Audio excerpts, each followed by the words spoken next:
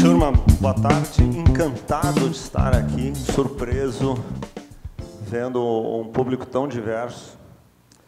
E só Silvio de Barros poderia nos trazer para este momento. Confesso que semana passada eu tive vários momentos de insegurança e incerteza, pensando, uma semana no Jalapão, a essa altura da vida, como se explica isso, né? É uma espécie de pausa no tempo. O tempo para e aí você se materializa no Jalapão, né? Falando para um grupo de pessoas, que é um grupo diverso, mas ao mesmo tempo não é tão diverso, né? Eu acho que a gente, dentro da aventura humana, que é fazer novos horizontes desconhecidos, estamos aqui com este propósito. Fiquei encantado até agora com o nível, né? Perguntava para o nosso jovem iteano, né, o que ele está achando, e assim, é um evento espetacular. O Silvio me convidou. Aqui um pequeno parênteses, o Silvio brigou comigo no início desse ano, coisas de Silvio, né? E em seguida, durante a briga, ele me convida para fazer aqui uma palestra inicial e já convida Léo Lacerda. O Léo Lacerda foi tomar um café com o Silvio, me ligou, vou pedir demissão do meu emprego, ele tinha um emprego de quase 2 anos, né? Aquelas coisas que pais estão sempre excitados, né? Para não dizer ansiosos. Eu vou trabalhar com o Silvio, né? E aos poucos está se materializando o que é essa jornada da Zimet. Ela não é uma jornada simples. Eu acho que é uma narrativa que vai se construindo ao longo do caminho, né?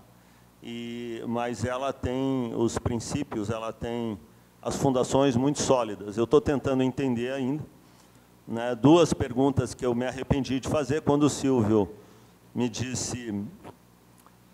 me falou do investimento. Eu já falei, eu estou dentro e tal. Quando for possível, você manda um business plan. Ele falou, business plan é você que vai fazer. Eu me calei, estou até hoje calado. Esse foi o primeiro momento. Teve um segundo momento, quando Laís me mandou o contrato de investimentos. Eu, como quem não quer nada, disse, Laís, que legal, pô, o contrato, estou dentro e tal. E a Laís queria que eu definisse o tamanho de cheque. A família Lacerda iria, obviamente, com esse time maravilhoso, contribuir. Perguntei, Laís, qual é o pre-money? Desaparece Laís por 2 dias. No 3º dia, Laís reaparece dizendo, Silvio falou que você que vai dizer qual é o pre-money. Eu assinei o contrato e mandei o cheque. Não estamos aí. Não estamos aí para trazer mais serviço, a família já tem bastante serviço. Bom, eu fui convidado para falar de inovação, né? E eu tenho falado de inovação nos últimos, não sei agora se 10 anos, 20 anos, 30 anos, 35 anos, a gente fala de inovação.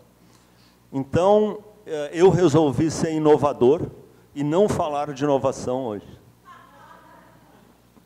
Né? Estamos aqui após 60 anos, estamos num momento também de rebeldia, como o Silvio. Também temos um momento de rebeldia e eu não vou falar de inovação. Agora vamos descobrir do que eu vou falar. A inovação, do jeito que a gente entende, ela vem de tecnologia, ela está baseada em tecnologia. Agora, muito antes de existir a tecnologia, tem um negócio chamado ciência. Tá? E hoje eu vou tentar falar um pouquinho de ciência. E pedir para vocês para abrirem o chakra, não sei se abrir chakra é um negócio esquisito, abrirem o chakra da curiosidade, da imaginação. Na curiosidade e imaginação, né? Recentemente eu fui contratado por este jovem CEO da FBIS para ser o Chief Imagination Officer. Na verdade, ele me convidou para outra coisa, eu inventei esse cargo para não ter uma descrição de cargo, senão ele poderia me cobrar. Então, eu sou o Chief Imagination Officer, é isso? Salário, eu sempre reclamo do salário, faz parte.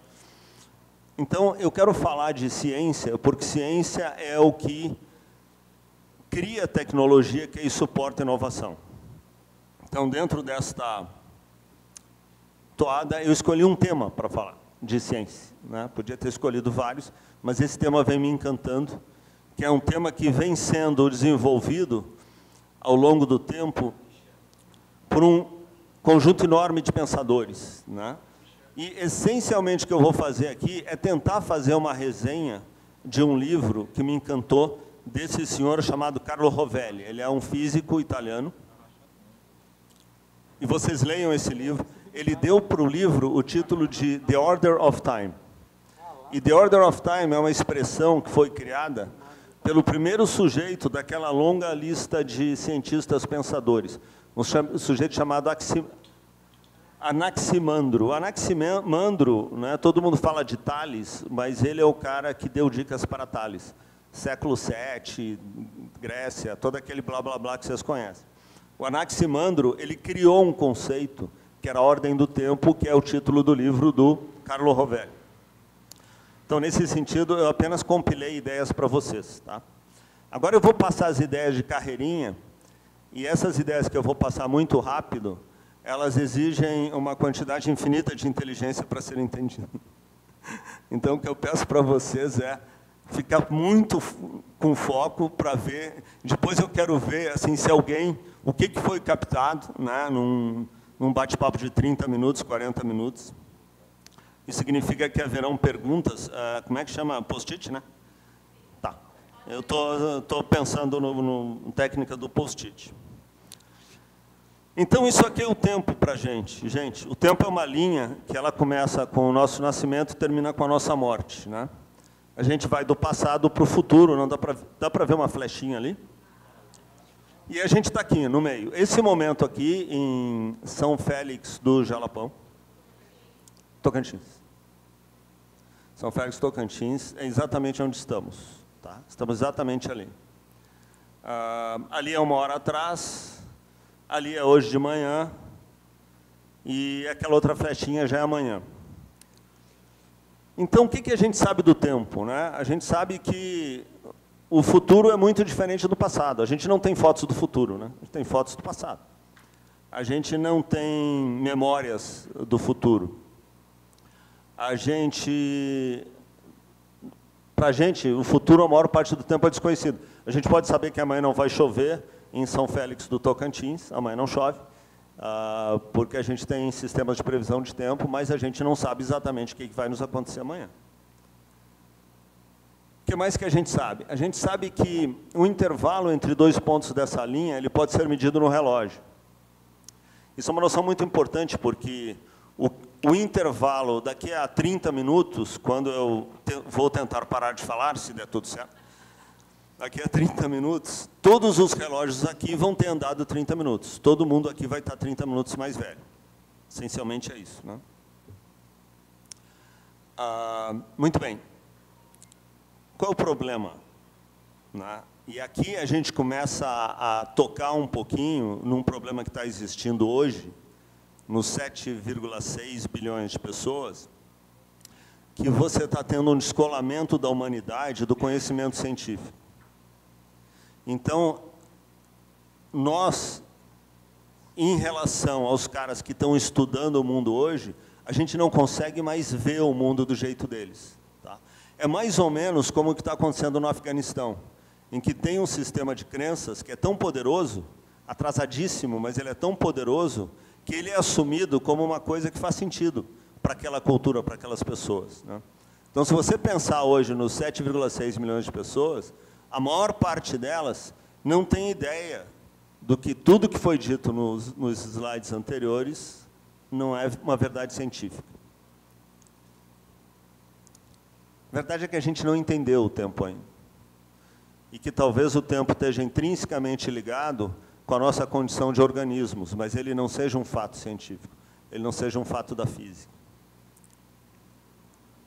Então, vamos lá. Agora eu vou passar rapidamente por 3 fatos da ciência que, apesar da gente achar que entende eles ou que conhece eles, né, eu vou tentar provar para vocês que eles são largamente desconhecidos, os 3 fatos. O primeiro fato é uma coisa que chama contração do tempo.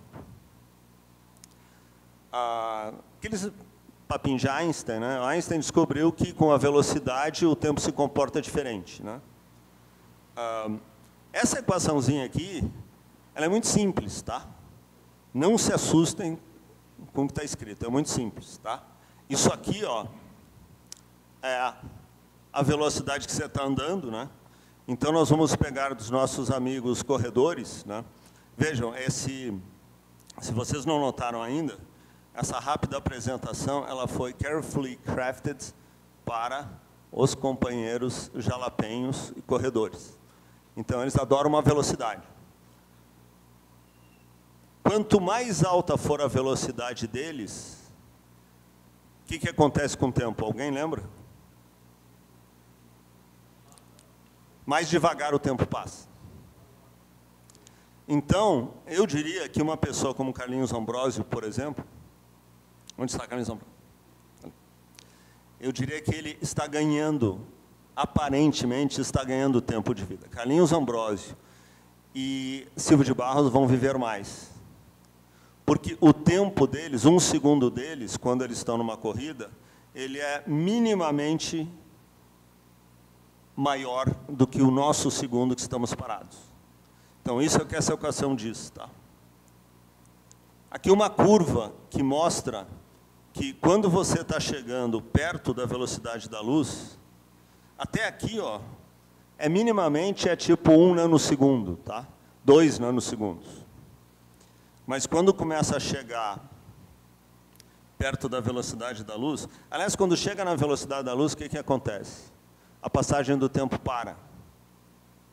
É isso que, na verdade, os humanos ainda estão tentando entender com o tal do buraco negro, né? No tal do horizonte de eventos do buraco negro, o tempo está parado. Ninguém sabe o que isso quer dizer, mas eu disse para vocês que era papo cabeça hoje. É puro papo cabeça. Então, aqui eu fiz uma tabelinha para mostrar o seguinte. O dia que o Carlinhos conseguir acelerar o... Como chama a sua viatura? Hã? O Bugão. Nossa, que nome inesperadamente pouco técnico. Esperava algo muito mais chique. O dia que ele conseguir acelerar o carro dele a 299 mil quilômetros por segundo, ele certamente vai perder o rally. Porque o segundo dele vai estar valendo só 8,16% do nosso segundo. Ou seja, vai precisar quase 10 segundos dos nossos. Vamos dizer diferente. 1 segundo do Carlinhos vai ser 10 segundos dos nossos. Tá? Isso é um fato científico, isso é uma verdade científica. A gente não sabe dessa verdade científica porque a nossa cognição ela vive numa região do espaço que isso nunca é uma realidade para a gente. Né? Não significa que não existam seres que não tenham... Aqui eu não vou extrapolar. Vamos em frente. Agora, vai vir aqui ainda dentro do assunto contração, uma coisa ainda mais assustadora. O tempo para quem está em cima de uma montanha, ele passa mais rápido do que quem está embaixo da montanha. Eu, por exemplo, estou um pouquinho mais alto que vocês aqui, né? Então, o que vocês acham, e aqui é um dos pontos principais aqui da nossa apresentação desta tarde, o que vocês acham se eu disser que já existem relógios que se eu colocar aí onde está a Renatinha e eu estiver segurando o relógio, daqui a 2 minutos já vai haver uma diferença, em nanosegundos. Em 2 minutos eu vou dizer que essa diferença vai ser 3 nanosegundos. 1 nanosegundo é 1 bilionésimo de segundo. Tá? 1 bilionésimo de segundo está para 1 segundo, como 1 segundo está para 30 anos. Para vocês poderem, né, a cabeça humana faz essas relações mais fáceis. Então, um relógio que mede 1 na nona potência de segundo, 1 na 15ª potência de segundo, ele já mostra essa diferença aqui de altura. Tá? Isso significa que quase ninguém está no mesmo tempo. Isso significa que a gente está sincronizado. Vamos deixar isso para falar depois, que isso é ainda mais preocupante. Tá aqui, ó, 1 segundo no topo da montanha, ele passa mais rápido do que 1 segundo na superfície. Aqui é uma brincadeira, tá? Mas é uma brincadeira séria, porque tem um sujeito que escreveu um livro sobre isso. Sabe por que que... Sabe o que é a gravidade? A gravidade é uma massa escorrendo de um tempo que passa mais rápido para o mais lento. Isso é uma loucurada, né? Imagina o seguinte, imagina que você vem correndo na beira da praia e você entra na água, você sempre cai para frente, né? Gravidade é isso. É que a densidade de tempo nos nossos pés, ela é maior que a densidade de tempo na cabeça. Densidade de tempo, gente, essa é uma das grandes papos cabeça desta tarde aqui, do nossa meia hora. Agora vamos falar de outra coisa. Essa aqui eu vou ter que passar mais rápido, porque ela é o seguinte, em todos os estudos da física, não existe diferença entre o passado e o futuro, a não ser num componente essencial da física, que chama termodinâmica. E na termodinâmica também só tem tempo passando num lugar, que é a segunda lei da termodinâmica. A segunda lei da termodinâmica é um negócio que também é chamado de entropia. A segunda lei da termodinâmica, essencialmente, é quando você mistura água quente com água fria, ela passa um tempinho, ela vai estar na mesma temperatura. Essa é a segunda lei da termodinâmica. Quando você mistura qualquer coisa,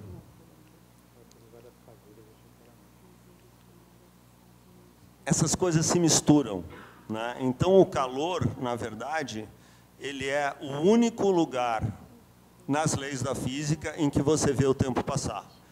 Todas as outras leis são simetricamente reversíveis. Não existe lei da física que não seja simetricamente reversível. Então, esta aqui é a segunda lei da termodinâmica. Por que ela é importante, a segunda lei da termodinâmica? Ela é importante, deixa eu pensar por quê. Ela é importante porque ela é um fenômeno estatístico. Se você olhar na estrutura da matéria, não existe segunda lei da termodinâmica quando você pensa apenas num átomo, apenas numa partícula. Ela só aparece em coisas macroscópicas. Nós somos seres macroscópicos. E a gente vive dentro dessa segunda lei da termodinâmica. Tá?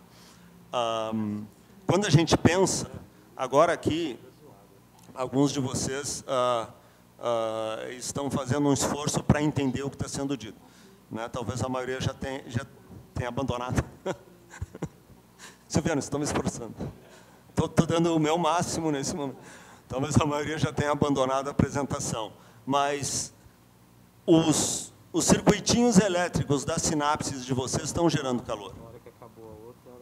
Acreditem, cada coisa que a gente faz, um pensamento nosso, ele é essencialmente um pensamento que produz calor. Ele produz voltagens em níveis mínimos, mas essa irradiação eletromagnética, ela gera calor. Então, a gente está envelhecendo, o tempo está passando, graças à segunda lei da termodinâmica. E aqui vem essa frasezinha que eu trouxe, assim, a primeira vez que eu comecei a pensar sobre essas coisas e ler sobre essas coisas, alguns anos atrás, tudo eu entrava em choque. Né? Vocês deveriam agora já estar em choque. Vocês deveriam estar em absoluto choque.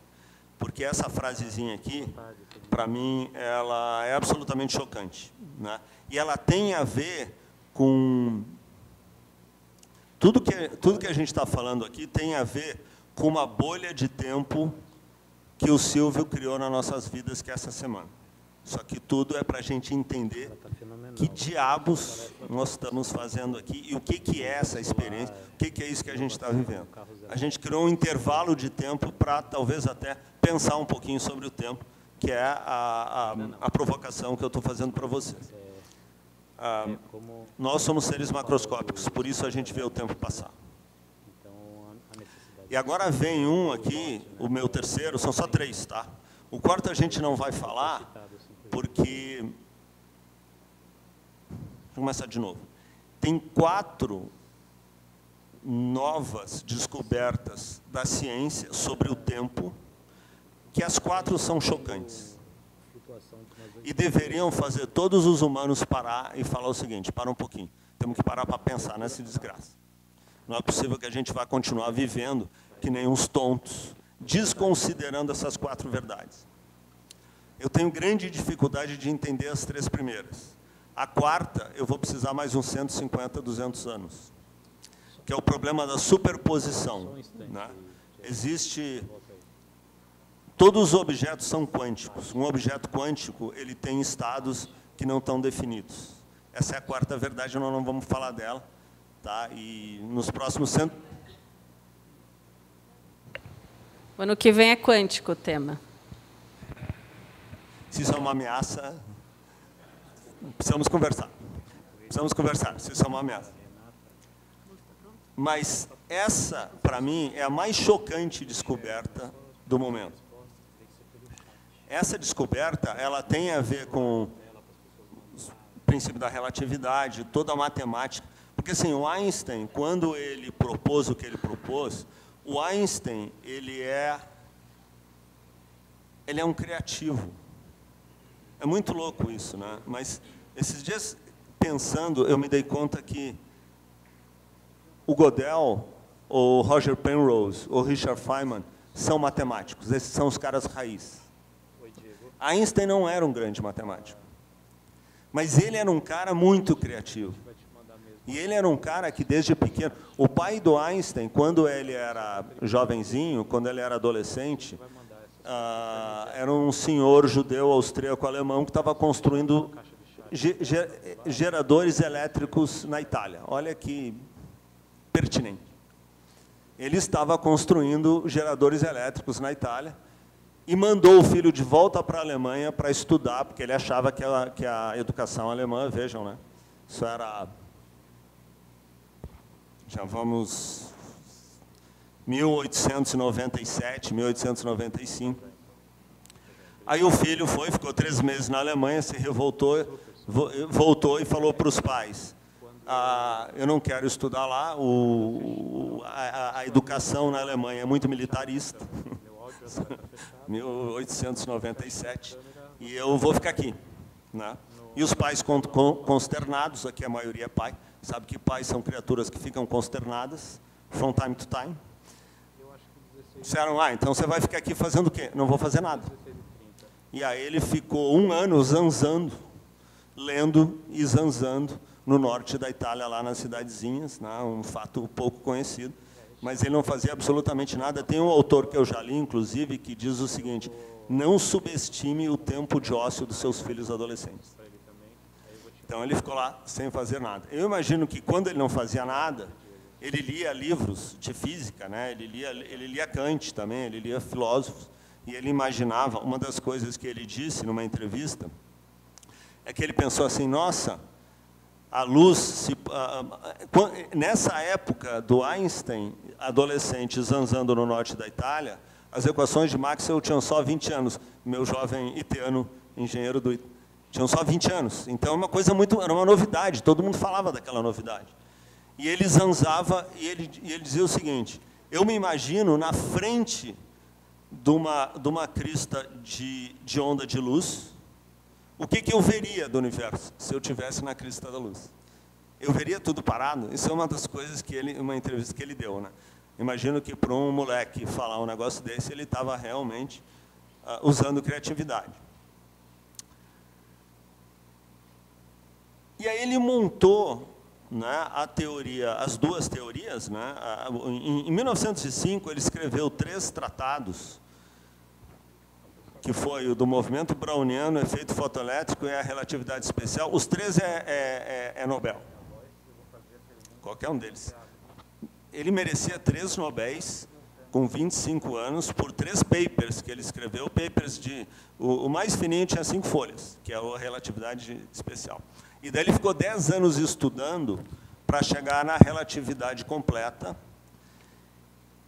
que 100 anos depois, aquele conjunto de equações gerou isso que nós vamos falar agora, que é o meu terceiro wall moments. Você pode fazer um...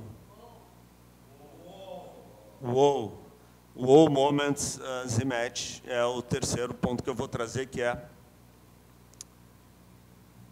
levou 100 anos para ser entendida, que é o seguinte: Na nossa cabeça, a gente está aqui nesse momento, né, naquela flechinha, no São Félix do Tocantins, e em São Paulo, em Maldivas, esse instante é o mesmo. E a gente acha que em Saturno, que em Júpiter, esse instante é o mesmo. Então, na nossa cabeça humana linear, esse instante é o mesmo em todo o universo. A gente chama isso de agora. Nós estamos no agora. Quanto que dura um agora, né? Aliás, nós vamos debater isso, porque o agora do Silvio está muito granular. Ele é um dos fenômenos que precisa ser estudado, né? Que gera essa intensidade. Sabe uma coisa que eu fiquei chocado? Eu estava pensando esses dias, eu fui pesquisar, quantos pensamentos vocês acham que vocês têm a cada 10 segundos? Taiguara. Leonardo.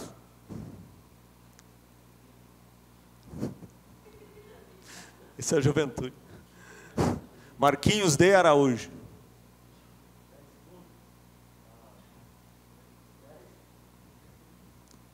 Você tem de 5 a 7 pensamentos em 10 segundos.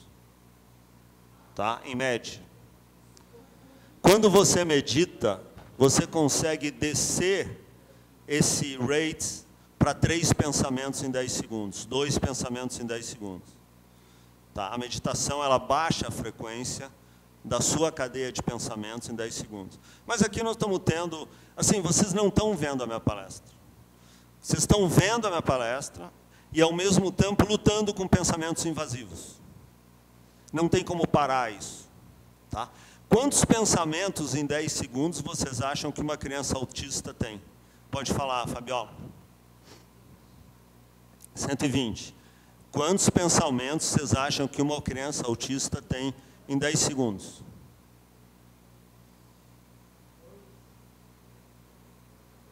Uma criança autista, ela chega a ter um pensamento único num minuto. Pensem sobre isso, tá?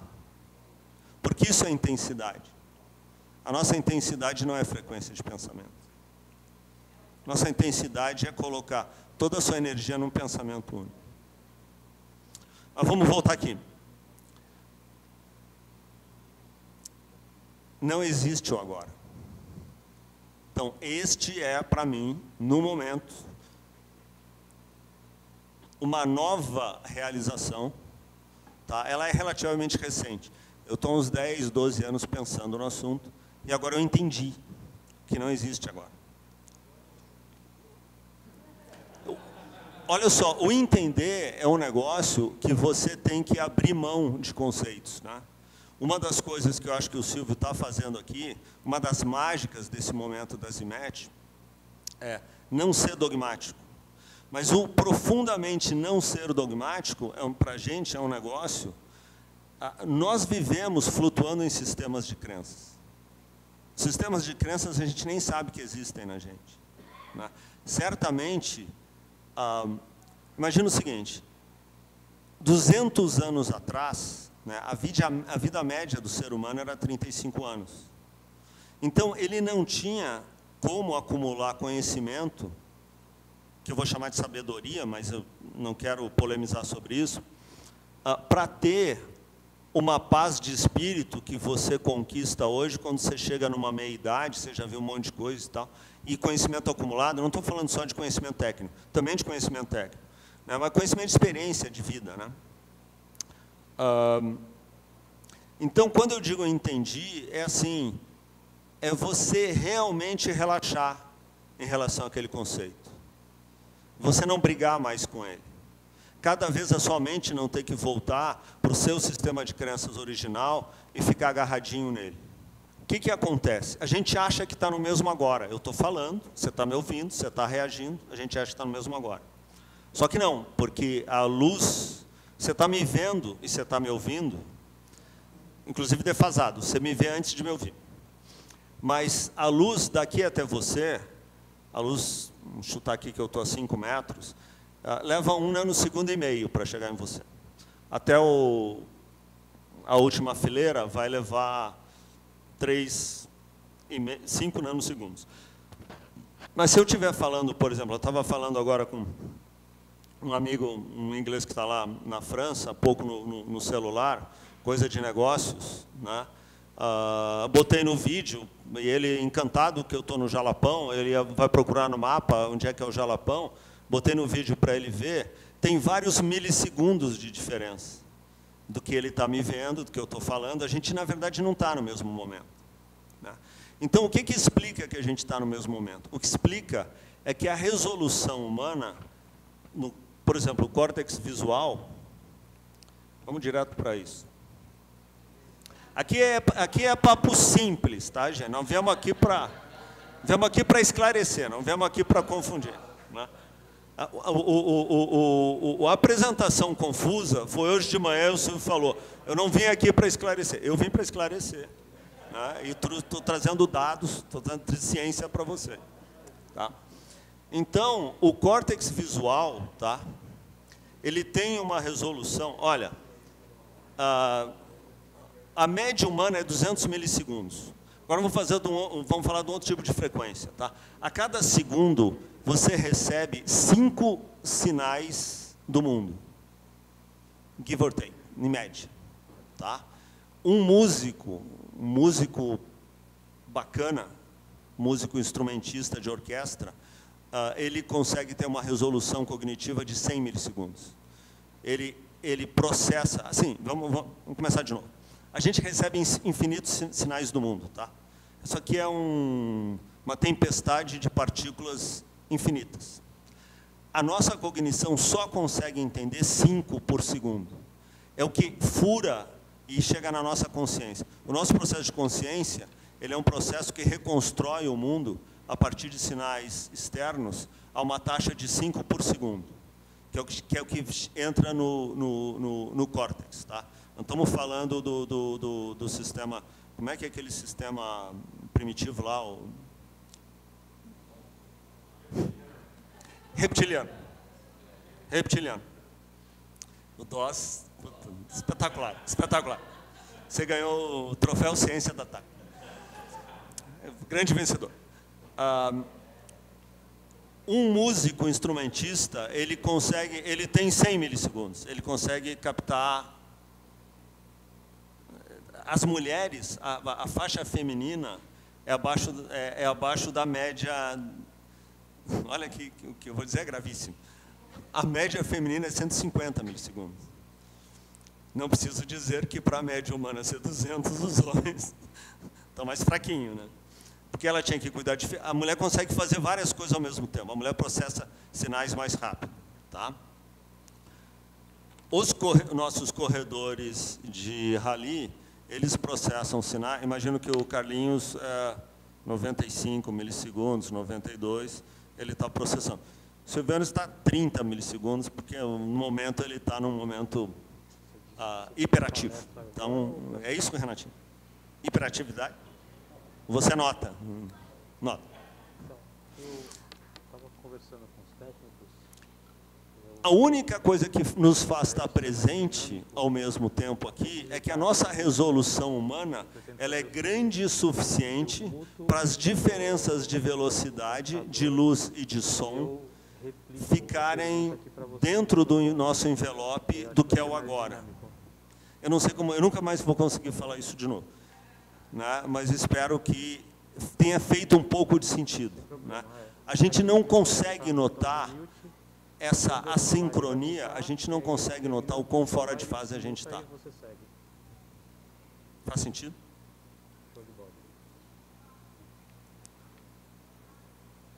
Agora, se você pegar 100 milissegundos, tá? Que é, Carlinhos, lá 95 milissegundos de frequência de resolução de impulsos de fora, tá? E você pegar 300 mil quilômetros por segundo, isso dá para o Carlinhos uma bolha cognitiva de agora que é mais ou menos 2 vezes o diâmetro da Terra. Então, todo mundo que estiver na Terra, se ele estiver de um lado da Terra, a pessoa que está do outro lado da Terra está no mesmo agora. É isso, o conceito de agora é um conceito local. O conceito de agora é uma fabricação da percepção humana. Não existe esse conceito de agora.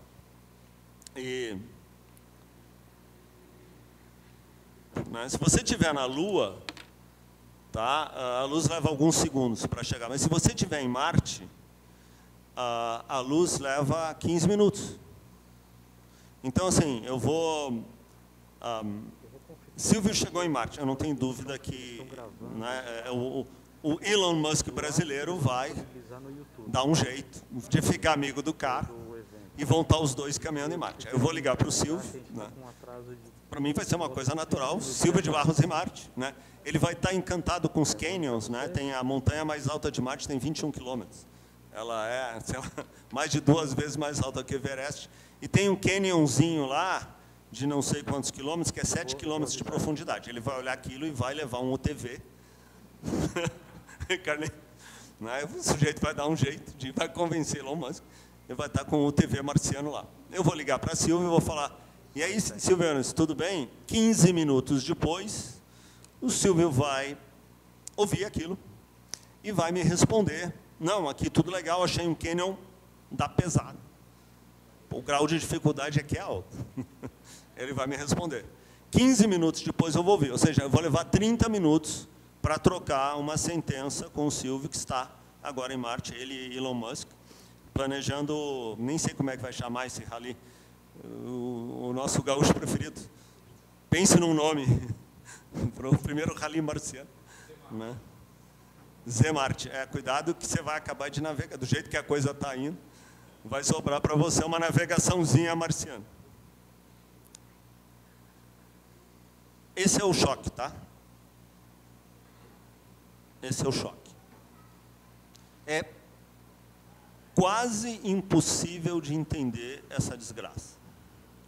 Deixa eu explicar isso de um outro jeito, tá? Mais fácil. A gente está aqui, tá? Isso aqui tem a ver, gente, com velocidades de propagação de sinais, tá? A mais importante é da luz, tá? Tudo isso aqui, ó, é o futuro. Está bem definido. Tudo isso aqui é as nossas lembranças, nossas memórias, é o passado. Tá? Existe uma zona intermediária aqui que não é passado nem futuro. No nosso caso, nessa sala, essa zona intermediária, ela dura poucos nanosegundos. Nós estamos aqui com 200 milissegundos de resolução cognitiva, a gente não vai notar nunca. Na Lua, ela dura alguns segundos, mas a gente não está vendo a imagem da Lua. A gente não está olhando para a imagem. Se a gente tivesse um telescópio, a pessoa ia falar, Silviones, tudo bem? E aí o Silvio não ia ouvir. Ia começar a ter assincronismos na cena. O problema, imagina o seguinte, vocês lembram do tópico 1 e 2, né? Nós estamos no tópico 3. Alguém lembra do tópico 1? Que o tempo passa diferente na altura e na velocidade. Tá? Esse é o tópico 1. Alguém lembra do tópico 2? Quer falar? Entropia. A flecha do tempo só acontece quando tem um fenômeno termodinâmico. E fenômenos termodinâmicos só em ambientes macroscópicos. Tá? Então, agora nós estamos no ponto 3. Que ponto 3 é esse? Imagina que depois de suas perambulâncias com Elon em Marte, Silvio resolve ir até a Próxima B. Próxima B é um lugar muito distante, mas aí eu deixo com o Elon. Nem Silvio conseguiria esta. Isso seria puramente Elon Musk. A Próxima B está a 4 anos-luz da Terra. Próxima B é um planeta que está interessando muito os cientistas, porque ele tem uma característica parecida com a característica da Terra. Nós estamos falando de Via Láctea, nós estamos falando de um sistema solar que tem um planetinha chamado Próxima B, que está bem pertinho, 4 anos-luz. Tá? De alguma forma, Elon e Silvio resolveram ir lá e conseguiram. Ele leva 4 anos-luz, né? Não vamos fazer a conta aqui, não vamos fazer a conta, mas assim, é muito distante, tá? Mas eles conseguiram. Está lá o Silvio, 4 anos-luz. Né? Aí, o Silvio resolve voltar e ele me diz assim, olha, Lacerdones, né? Lacerdones, estou voltando, me enchi, né? Me deu uma saudade, estou voltando, né? Vai levar 4 anos para esse sinal chegar em mim, tá certo? Mas nesses 4 anos, o Silvio, por exemplo, pode ter já saído do próximo AB e já ter chegado na Terra, porque o tempo vai passar diferente para ele chegar na Terra. Lembra daquele negócio da contração do tempo? O segundo dele, para ele chegar, vai ser muito mais curtinho do que o meu.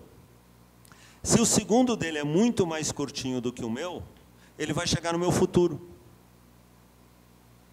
potencialmente.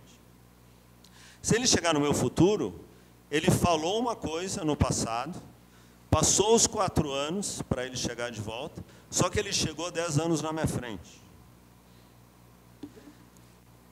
Onde estamos agora? Agora nós estamos no seguinte, que a sensação de agora, a sensação de instante, é uma coisa humana, é uma coisa para quem está perto, para quem não está se deslocando muito rápido, e para quem não está sob uma força gravitacional muito forte, né? Lembra da montanha? Qual que é o problema da montanha? A gravidade, ela traz o tempo. Agora vem o auge do nosso momento, que é propor para vocês, o agora é um fenômeno local. Essa é o... Agora eu vou propor para vocês como que a nossa mente funciona, né? A gente adota modelos. Quando você adota um modelo, você passa a acreditar. É muito confortável você adotar um modelo, né? A gente tem um modelo que foi criado no século XVI, XVII, que é um modelo que o Newton criou, que é massa atrai massa, né? Então, a gente entende gravidade como massa atraindo massa. Agora, imagina que o tempo é discreto. Isso aqui é um termo técnico. Isso aqui tudo é encheção, gente. Nós estamos aqui para encher a plateia. Imagina que você não tem, que o tempo não é uma grandeza contínua. Você tem partículas de tempo. A gente vive pulando de uma partícula de tempo para outra. Se você imaginar isso, você consegue imaginar que perto da gravidade você tem uma densidade maior de partículas. Essa maior densidade de partículas atrasam o tempo. Acabei de criar um novo modelo para vocês, que, se for verdadeiro, ele é uma expansão cognitiva humana brutal. Porque teve um dia que foi dito para os humanos da época que a Terra era redonda. E todo mundo sabia que não era. Os caras falaram, você está louco, né? Terra redonda. Isso foi uma ideia. Essa não era uma ideia fácil de entender, né? Aristóteles, Pitágoras, Platão, ninguém gostou dessa ideia. Essa não era uma ideia que atraía os caras. Eles não viveram a mesma vida que a gente viveu. Nós não somos humanos iguais a eles. Assim como os humanos que estão hoje no Afeganistão não são iguais a nós. Assim como a maioria da população, talvez da cidade, não esteja vivendo no mesmo mundo que a gente nem sabe disso. Então, imagina que a gente estabelece um novo sistema de crenças, que o tempo é granular, é um conjunto de partículas de tempo, que a densidade dele varia, e que aí que todo o universo é um tecido. Lembra que, eu acho assim, a gente evoca o Einstein, né? O Einstein, ele conseguiu... Eu acho que o Einstein era o publicitário dos físicos, no sentido de criatividade. Ele era o diretor de criação dos físicos. Porque quando ele entendeu como é que o universo funcionava, que o espaço ele é todo deformado, o espaço não é que não existe geometria euclidiana, ele pensou, gente, é impossível descrever matematicamente isso. E aí tinha um cara chamado Riemann, que é esse sujeito aqui, um matemático, que um dia pensou assim, e quer saber? Eu sei como é que uma deformação se aplica num plano. Eu vou criar uma geometria em que uma deformação se aplica para um espaço 3D. E não satisfeito com isso, ele criou uma matemática em que uma deformação se aplica para um espaço n-dimensional. A gente vive num espaço 3D, né? Mas se a gente vivesse num espaço 5D, talvez exista, a gente não sabe, né? Tem muitos fenômenos que talvez aconteçam em dimensões que a gente não tem acesso. Esse cara criou essa matemática como tipo um hobby. É que nem aquele último judeu do Egito, né? Estava tomando uma cerveja, eu vou criar uma descrição matemática para uma geometria n-dimensional. Chama Riemann. O Einstein, quando descobriu isso, pegou essa matemática e a teoria de 1915 é inteira em cima da matemática de Riemann.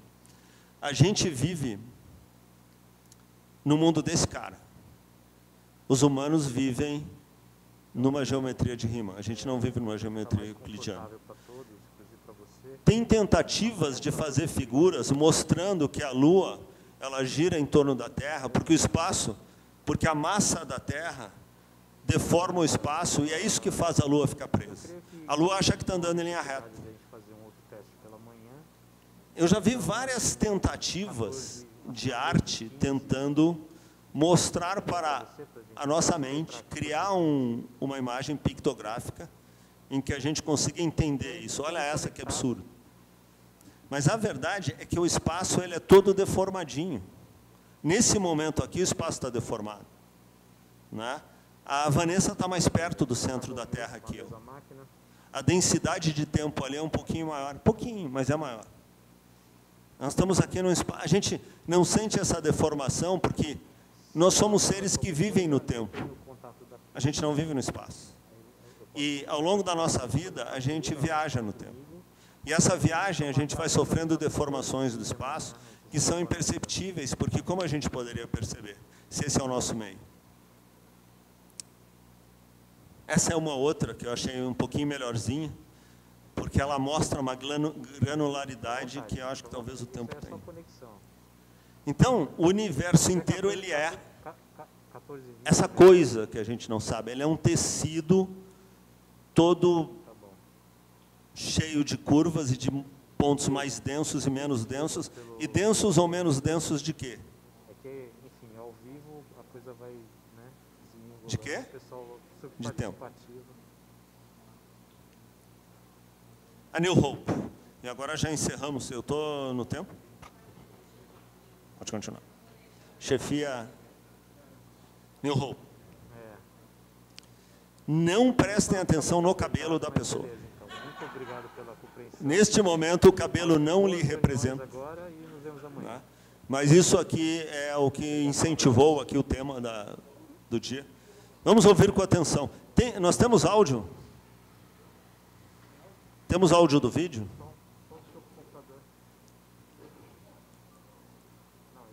Perguntar para a técnica se pode soltar.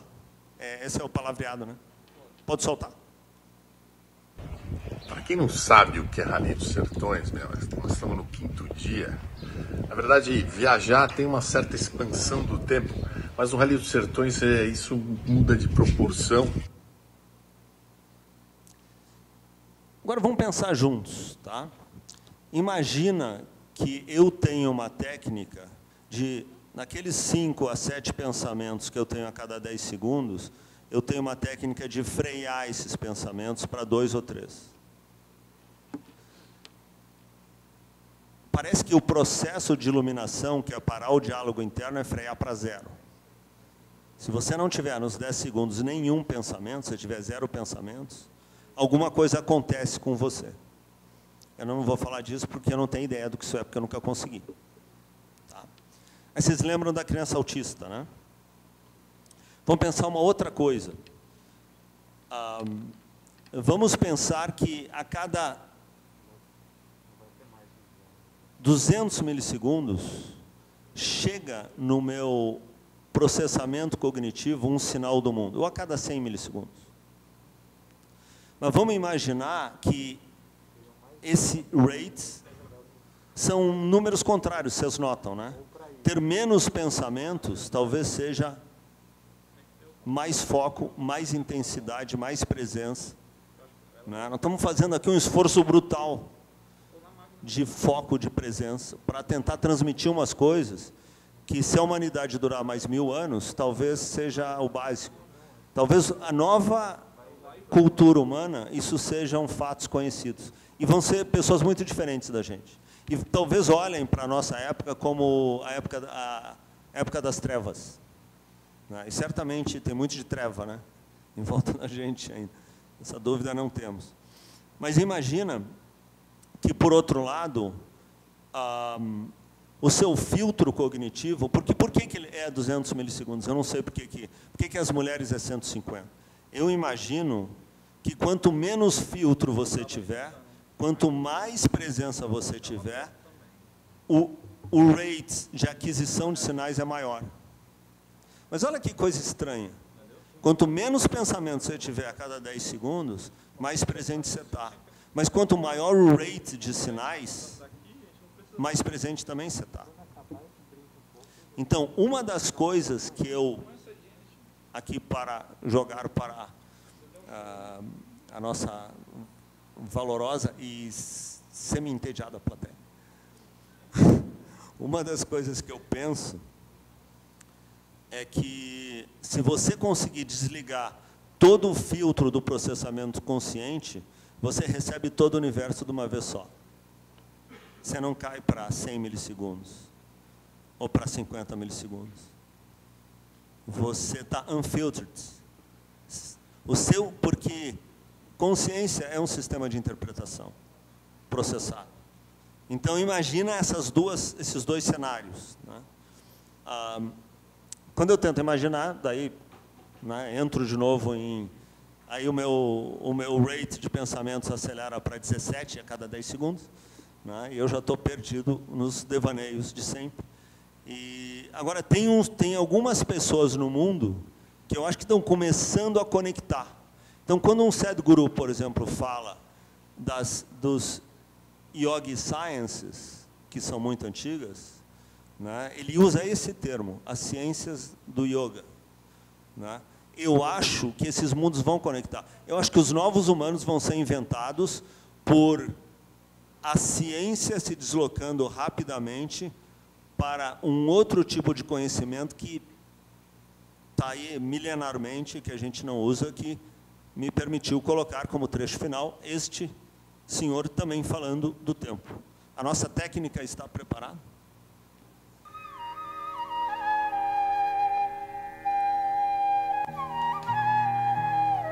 Suppose you're here, but you don't have a body.